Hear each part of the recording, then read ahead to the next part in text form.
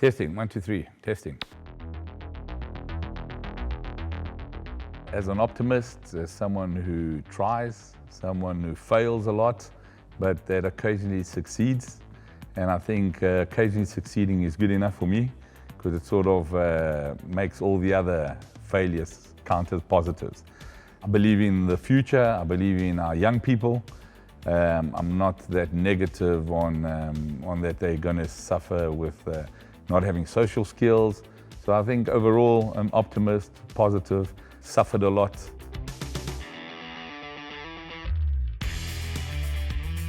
I think South Africa definitely shaped my life. When I was growing up, we were going through sanctions due to apartheid, so we were very self-sufficient. It was a country that was producing nuclear power, had its own military equipment, we were producing helicopters, there was a lot going on. It was also surrounded by monopolies. Okay, so we didn't really have too much entrepreneurship as the startup nation, but we had lots of people doing business and lots of people knowing that they had to do something different to grow. And I think that's what happened. I started my first business, I was actually 12. Okay, I started selling fruit and veg.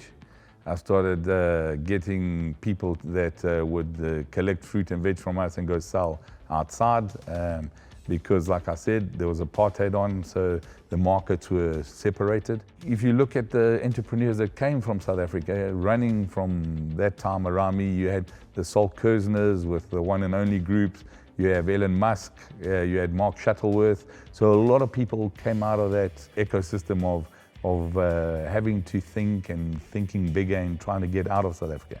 I can't even imagine my children nowadays being brought up that way. I was driving at 14. I had a firearm at 16 because we were in cash businesses. So at 16, I could get a firearm. At 14, I crashed a car. So it shows you, it was a total, you grew up very fast.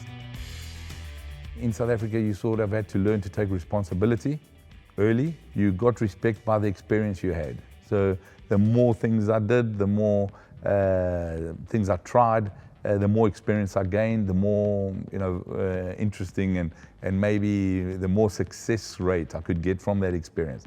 So that was South Africa. I wouldn't go back ever on how I grew up. I think it was absolutely incredible. But I wouldn't want to go back to that period of South Africa. It was a very tough period, And we always think only about, that it was an apartheid system. But actually, the Italians, the Greeks, the Portuguese, they were also seen as second class. And they had to work extra hard. And that's why you see so many entrepreneurs that came out from those nations, those immigrants. And those immigrants actually probably helped the country a lot internally with those small and medium-sized businesses. It was an incredible period, and definitely it shaped me.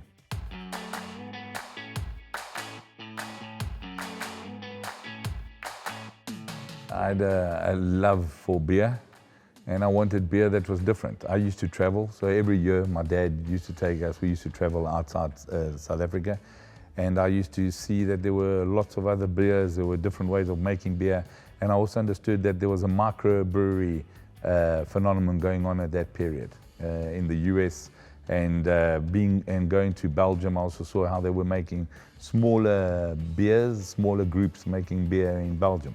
So when I came back, I wanted to start making my own beer. I wanted, I definitely believe that life's too short to drink bad beer. And I started making the beer, it started to grow. We were doing a little bit of everything. Our limit was the capacity we could produce. People wanted to drink something that was different. And it was an incredible experience. South Africa was a different market. It was run by monopolies. And they could offer things we couldn't offer. Although we were selling a lot, as soon as we started getting noticed, we sort of started to get targeted in a way that commercial targeting, nothing wrong, but commercial targeting. But we didn't have the capacity to keep going and push the growth. So we started losing our clients because we couldn't compete on what we could give them. And in the end, business is business. People have to make money, and the more money they make, the better for them. So we sort of disappeared, and it was a big lesson for me because My ego at that period was I could do anything, and I really thought that there was no limits. I wasn't willing to take on partners that didn't have the vision we did. So I really, I learned the lesson of not going bankrupt, but having to pay all the bills and closing up and starting all over. And it was a really tough period in my life because you go right from the top right to the bottom. What I remember though is seeing that there was still a lot of people worse off than me, and it might sound a little bit strange and maybe even a little bit sick thinking that, but it was a way for me to give blessings on what I had and the people I had around me, the family I had around me, and looking out at what was happening on CNN, and there was the Bosnia war on, and there were real problems going on in the world, and my problem didn't seem so big. It felt like something that I would get through and then hopefully grow from it, and I made lots of contacts with it. As soon as it happened, lots of new offers came aboard.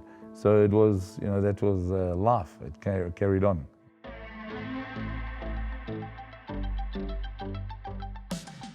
The way I started again was immediately forgetting about what went wrong. Okay, I never brought it up anymore. I sort of really moved on going forward.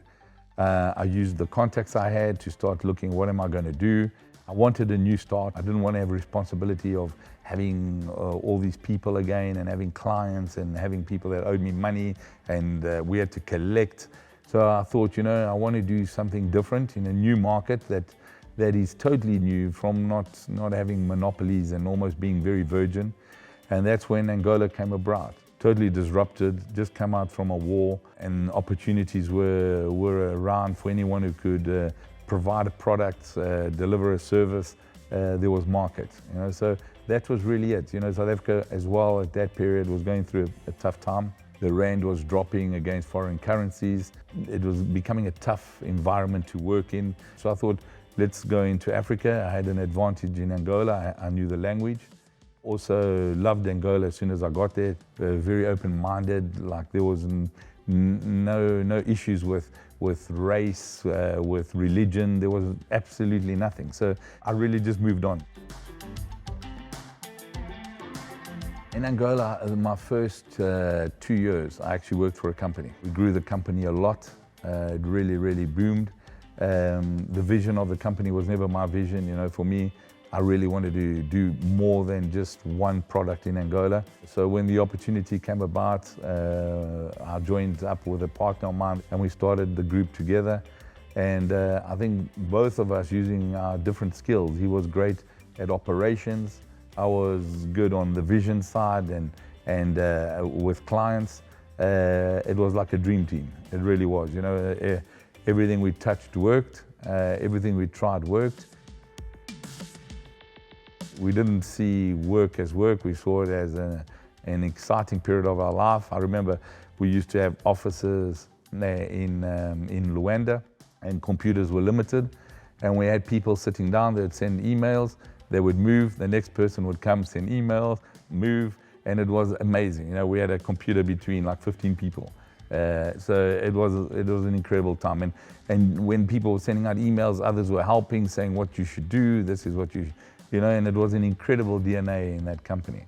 And because of that DNA and because of the difficulties we went through, it attracted great talent. Everyone wanted to work with us because they sort of saw us running around, doing great things, doing events, supplying product, doing print, doing adverts for some of the best companies in the world. It was really an exciting time. I think it's really something to try and do is keep growing a company and knowing that when it's going to slow down, you better look after those very top people or you're going to lose them. It was probably one of the best decisions I ever made because in Angola we met wonderful people and everyone was so open. Sometimes there was a shortage of sugar, and as soon as there was sugar in a supermarket, people would phone and say, oh, there's sugar at the supermarket, do you want me to buy some? I'm on my way. So things like that. And that's humanity, community, and that makes you feel like you're part of something and a family, So it was some of the best times of my life. I miss it. I actually miss it a lot because those tough periods is what builds you. You know, you're not molded when it's easy and when you're in your comfort zone, but in those tough periods, you really come out of there knowing your strengths, you know who your friends are, you know who you can count on in staff, you know your clients, because your clients stick together as well. And we were super blessed to have great clients, great people, great friends, a wife that was willing to have 2 kids there, you know, no epidurals, natural birth. You have to believe, you know, and when you believe, I think things do happen. And I always believe strongly in lots of decisions in life, you know.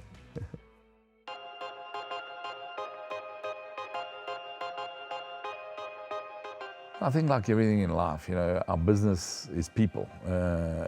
Our company is as strong as its people, our clients are people. It's always back to people. And sometimes we forget it and we think brands are bigger than people.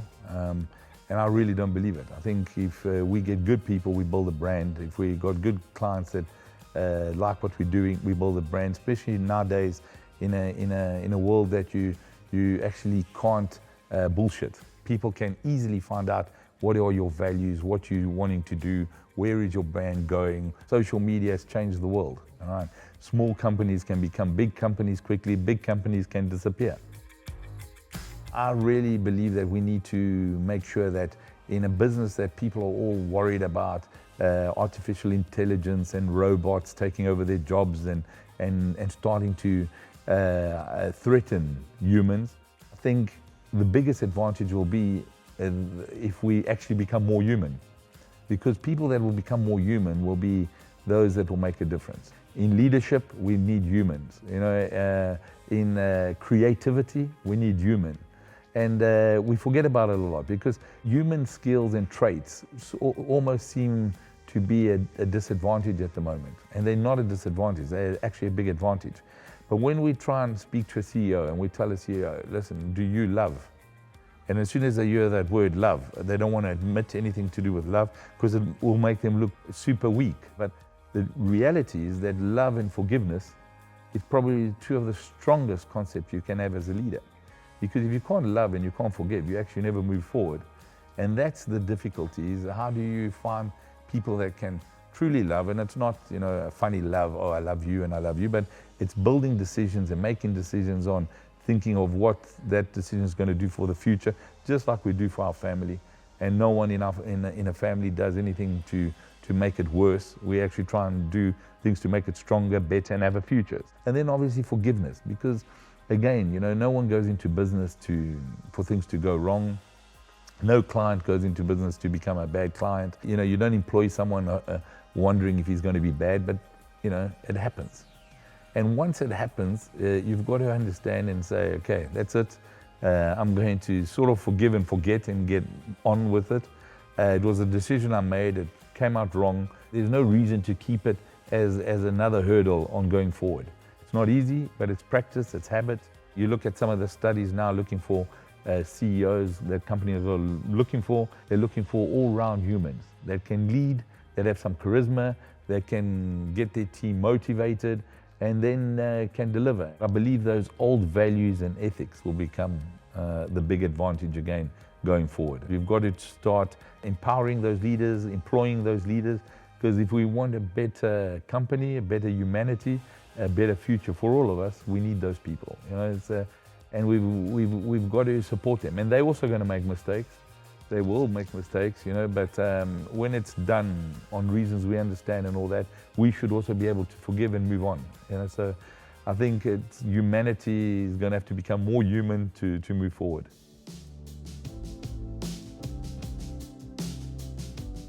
Yeah, business has a huge role in our world, because business is amazing because it needs to be sustainable.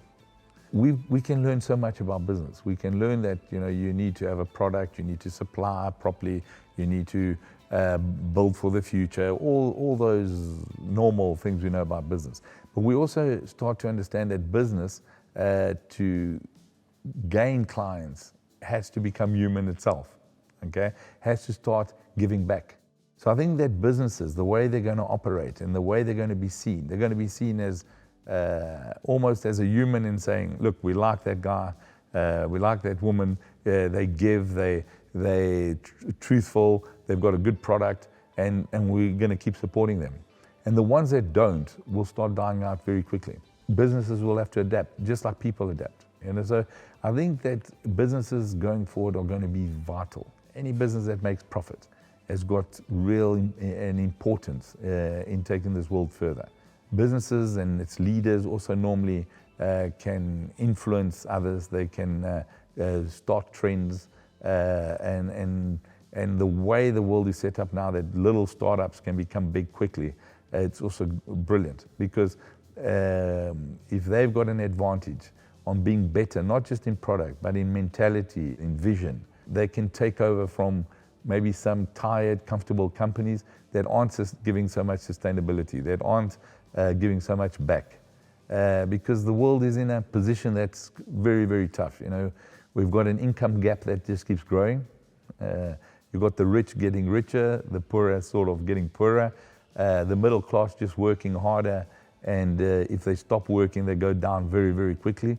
So businesses need to identify that and start taking that into account, because it's going to become a world where it will probably become a future mix of capitalism with socialism.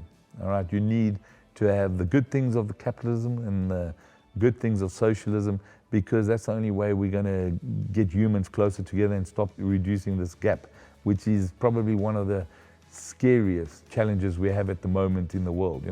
We know about global warming, but I promise you this, breaking this cycle of the rich getting richer and the poor getting poorer is very, very, very important, because it affects everything.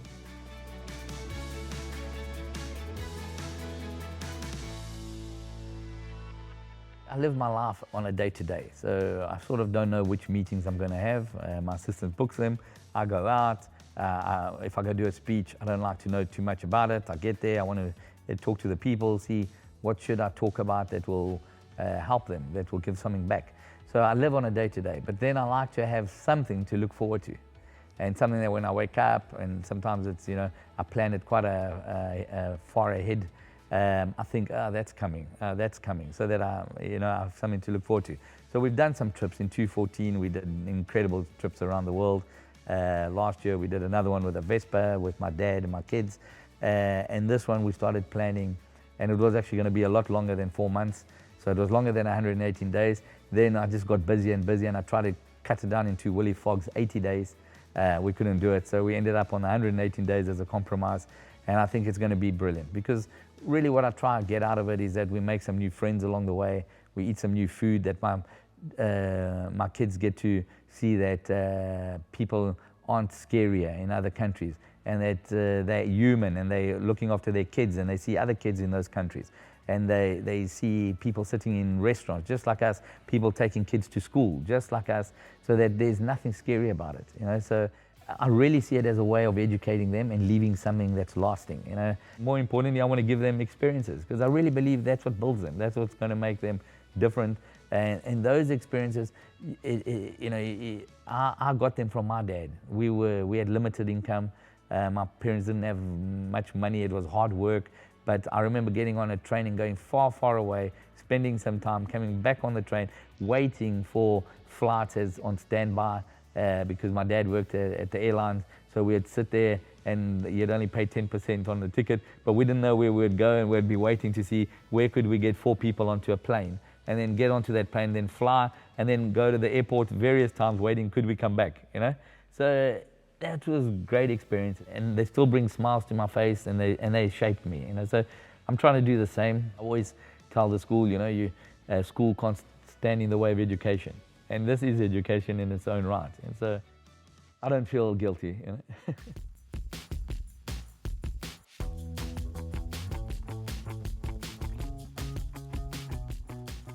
I think rugby does have an importance, because it's one of those sports, that's so similar to life. You need to have a great team if you want to go anywhere. In your team, you have to have those slow but very strong, sometimes overweight guys, but they're great at the job they do, only they can do it. You then have to have, the fast, thin little ones that are quick. You have to have the tall ones that jump. You have to have that little number 9 that makes decisions quickly and can dictate the play. Clever number 10 that runs the game and has always some natural talent.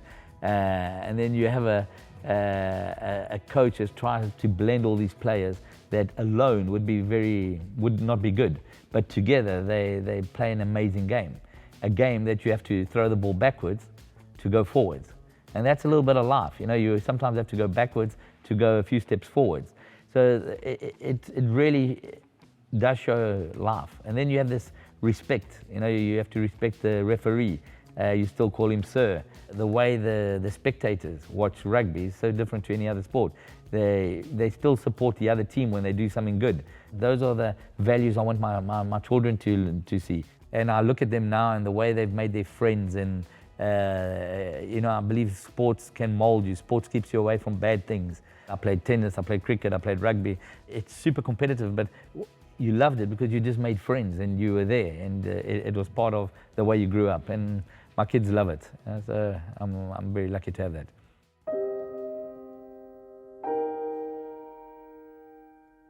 Sad moments is when I lost my grandfather. He was my mentor in life, and I got there just a little bit late to be able to talk with him. He went into a coma before I could actually say my last goodbyes, and for me that was super tough. Everything I did in life and everything I do in life is because I believe he still sees it. My goodbye wasn't the goodbye I wanted to give, because that was the person I loved the most, and it just killed me. But I still believe he sees what I do, and I think that's why sometimes I do things, I want to say almost like the right way, because I don't want to disappoint him.